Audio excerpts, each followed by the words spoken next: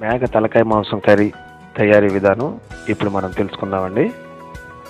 మేక తలకాయ మాంసాన్ని శుభ్రంగా కడిగి పక్కన పెట్టుకోవాలి. బాగా కడగాలండి, ఎందుకంటే తలకాయ కొట్టేటప్పుడు ఎముకలు చిన్న చిన్న రచనగా వచ్చే అవకాశం ఉంటుంది కాబట్టి శుభ్రంగా కడిగి పక్కన పెట్టుకోవాలి. ఈ కర్రీకి 2 ఉల్లిపాయలు అయితే సరిపోతున్నాయి.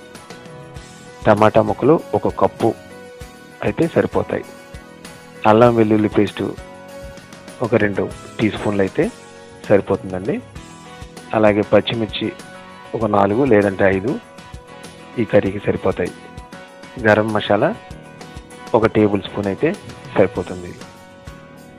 ఉల్లిపాయ ముక్కల్ని బాగా దోరగా బ్రౌన్ కలర్ వచ్చేటట్టుగా మనం వేయించుకోవాలి. టమాటా ముక్కలను కూడా వేసి బాగా వేయించుకోవాలి. ఆ తర్వాత అల్లం వెల్లుల్లి పేస్టు, గరం మసాలా వేసి మనం పక్కన కడిగి పెట్టుకున్న తలకాయ మాంసం ముక్కల్ని వేసి బాగా కలిగి పెట్టి కాస్తసేపు మగ్గనివ్వాలి. ముందుగానే మనం కాస్త సాల్టు, పసుపు వేసుకుని బాగా కలిగి పెట్టుకొని మగ్గనివ్వాలి. ఈ మసాలా, సాల్టు ఇవన్నీ ముక్కకు బాగా పట్టేటట్టుగా మగ్గనివ్వాలి. కొద్దిసేపు మూత పెడితే మగ్గిపోతుంది. ఈ విధంగా మగ్గపెట్టడం వల్ల ముక్కలో ఉన్న నీరంతా బయటికి వచ్చేసి ముక్కకి సాల్టు, ఈ మసాలాలు అన్నీ పట్టి ముక్క రుచిగా ఉంటుంది. లేదంటే ముక్క చప్పదనం వచ్చే అవకాశం ఉంటుంది. కాబట్టి ముందుగానే అన్నీ వేసుకుని కాస్తసేపు మగ్గబెట్టుకోవాలి.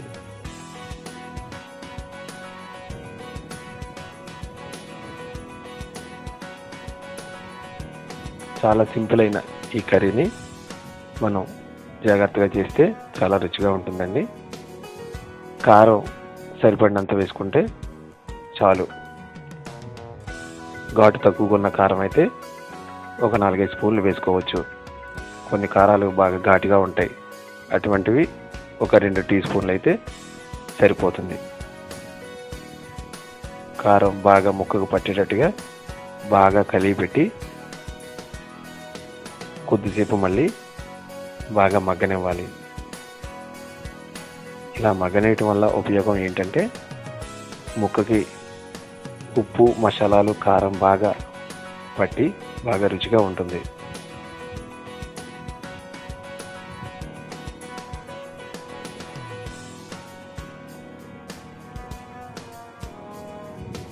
ఇలా మగ్గిన ఈ కర్రీలో సరిపడినన్ని నీళ్లు పోసుకొని మూత పెట్టుకోవాలి. ముక్క ములిగే వరకు మనం నీరు పోసుకోవటం మంచిది. ఒక్కొక్కసారి కొన్ని తలకాయలు బాగా ముదురుగా ఉంటాయి, అటువంటప్పుడు కాస్త ఎక్కువ నీళ్లు పోసుకొని ఇంకొద్ది ఎక్కువసేపు మగ్గనిస్తే సరిపోతుంది.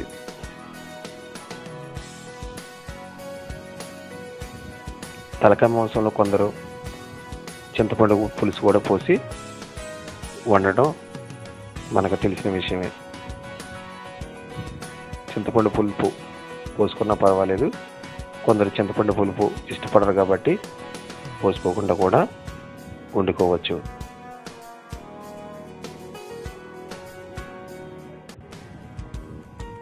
ఈ విధంగా బాగా ఉడికించుకోవాలి. తలకాయ ముదిరిదైతే ఎక్కువసేపు ఉడకనివ్వండి. ఒక ముక్క బయటికి తీసి దాన్ని నొక్కి చూస్తే మనకి ముక్క ఉడికింది లేనిది అర్థమైపోతుంది. బాగా ఉడికిన ముక్క అయితే ముక్క బాగా మెత్తబడి తినడానికి అనువుగా ఉండటం మనం గమనించవచ్చు. అటువంటప్పుడు ఇంకాస్త 2 మంటలు ఎక్కువ తగలించినట్లయితే ముక్క మెత్తబడి తినడానికి అనువుగా ఉంటుంది.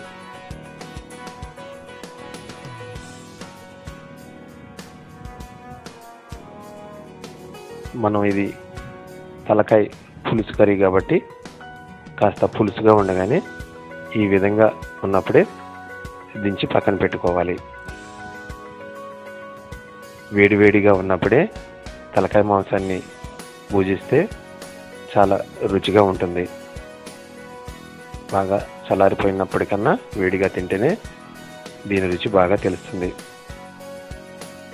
గమనించారు కదా? వేడివేడి తలకాయ మాంసం కర్రీని మీరు కూడా మీ ఇంట్లో తయారు చేసి ఈ రుచిని ఆస్వాదిస్తారని ఆశిస్తాను. మనం తయారు చేసింది తలకాయ మాంసం పులుసు కర్రీ కాబట్టి ఈ మాత్రం పులుసుగా ఉంటేనే బాగుంటుంది.